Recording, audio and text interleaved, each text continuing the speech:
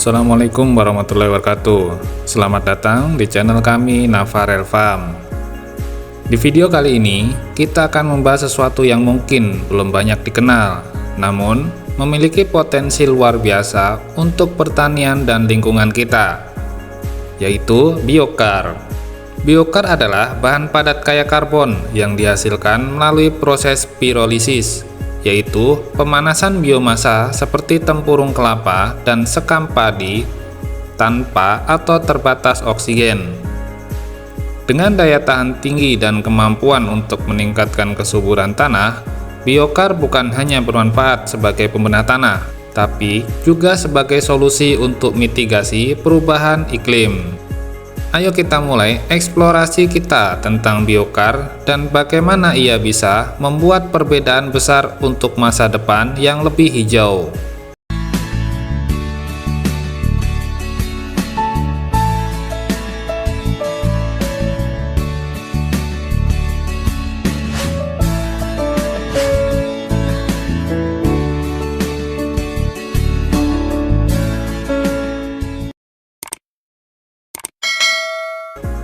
Biokar adalah bahan padat yang kaya akan karbon yang dihasilkan melalui proses pembakaran yang tidak sempurna atau proses pirolisis. Potensi penggunaan biokar sangat besar mengingat bahan bakunya seperti tempurung kelapa, sekam padi, kulit buah kakao, tongkol jagung, tempurung kelapa sawit, dan limbah pertanian lainnya. Biokar merupakan bahan organik karbon yang sangat stabil dan memiliki struktur mirip dengan arang. Berarti, biokar memiliki daya tahan tinggi terhadap dekomposisi dan dapat bertahan di dalam tanah dalam jangka waktu yang lama. Biokar bukanlah pupuk melainkan pembenah tanah. Penggunaan biokar telah mendapatkan perhatian yang meningkat sebagai salah satu solusi untuk mitigasi perubahan iklim dan pengelolaan limbah organik. Seperti yang kami singgung di awal tadi, bahwa biokar ini kaya akan unsur karbon. Unsur karbon adalah unsur kimia dengan simbol C dan nomor atom 6 pada tabel periodik. Karbon adalah unsur non-logam yang memiliki peran penting kimia organik. Unsur karbon memiliki berbagai macam manfaat di dunia pertanian, seperti yang pertama sebagai sumber bahan organik. Karbon merupakan komponen utama dari bahan organik dalam tanah, seperti sisa-sisa tanaman, serasah, dan humus.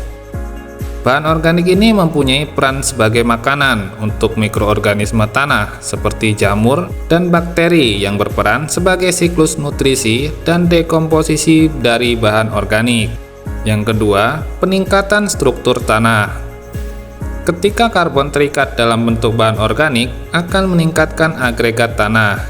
Agregat adalah gumpalan partikel tanah yang membentuk struktur lebih besar dan pori-pori mikro, meningkatkan drainase, aerasi tanah, dan retensi air. Yang ketiga, penyimpanan nutrisi.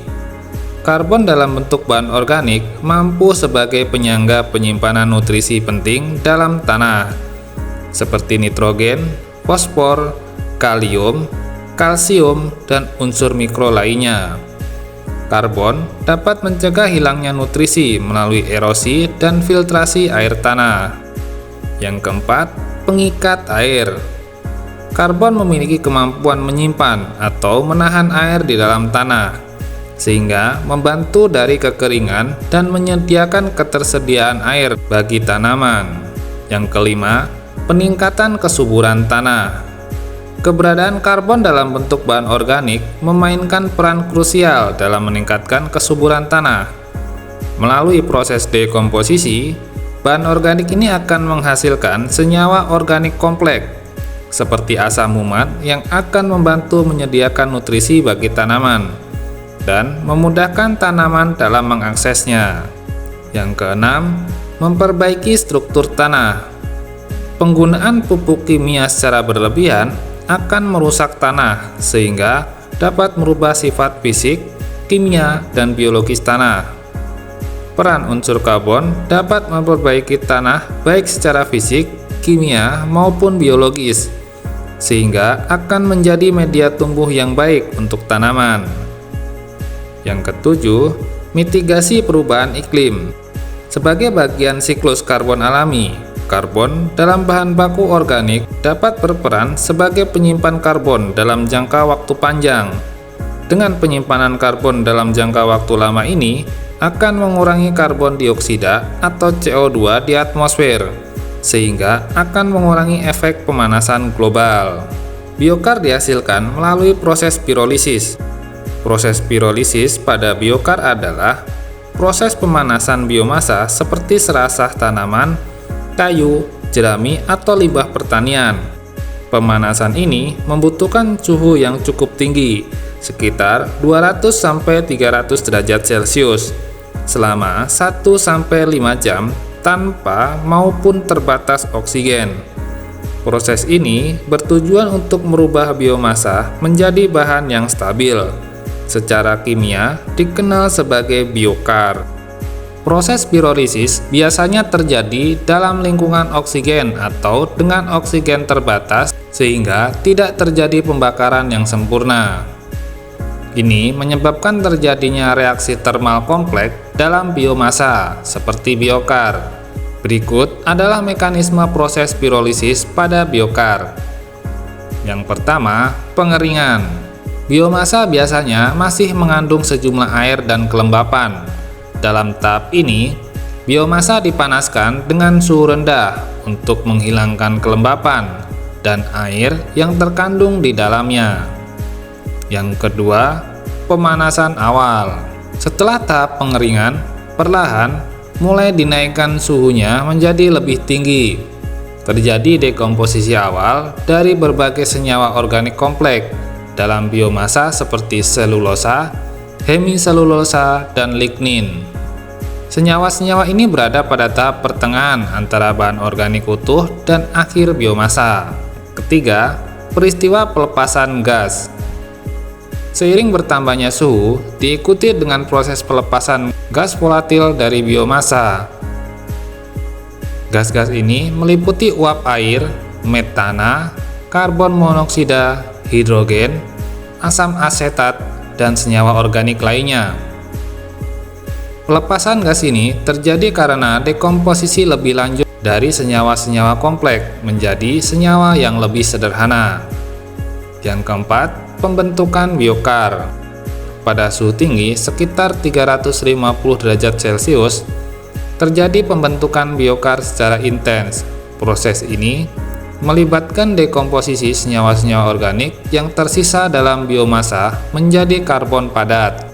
Molekul kompleks dalam biomasa terurai menjadi rantai karbon yang lebih pendek dan akhirnya membentuk biokar yang stabil secara kimia. Yang kelima, pembentukan senyawa ring. Tahap terakhir yang memberikan reaksi membentuk senyawa-senyawa aromatik dan ring karbon. Senyawa ini akan meningkatkan stabilitas biokar dan mempengaruhi sifat fisik dan kimia dari biokar itu sendiri. Yang kerap menjadi pertanyaan adalah perbedaan antara proses pirolisis dengan pembakaran biasa. Proses pirolisis dengan pembakaran biasa memiliki perbedaan yang cukup signifikan. Secara lingkungan reaksi, proses pirolisis terjadi dalam ruang lingkup tanpa maupun terbatas oksigen, sehingga pembakaran yang terjadi tidak sempurna dan biomasa terurai menjadi produk seperti biokar. Sedangkan pembakaran biasa, proses pembakarannya kaya akan oksigen dan reaksi pembakarannya akan menghasilkan karbon dioksida serta air. Pengaplikasian biokar bisa beberapa metode, yaitu yang pertama, pencampuran dengan tanah. Biokar yang diaplikasikan secara tunggal yang dicampurkan dengan tanah mampu meningkatkan kesuburan tanah, meningkatkan struktur tanah, dan meningkatkan kapasitas penahanan air dan nutrisi. Yang kedua, campuran dengan kompos dan pupuk. Campuran biokar dengan kompos maupun pupuk dapat memperkaya karbon dan nutrisi untuk pemenuhan asupan makanan bagi tanaman. Yang ketiga, aplikasi sebagai lapisan permukaan tanah. Biokar dapat diaplikasikan di permukaan tanah.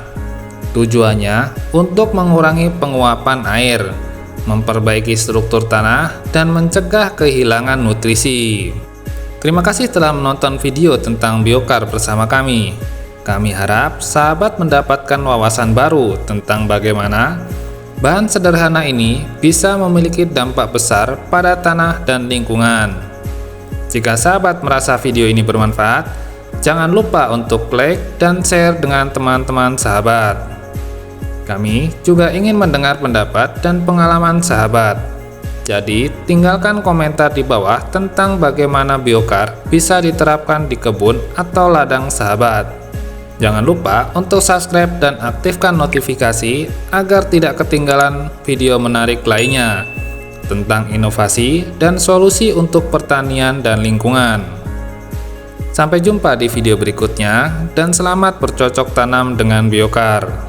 Wassalamualaikum warahmatullahi wabarakatuh.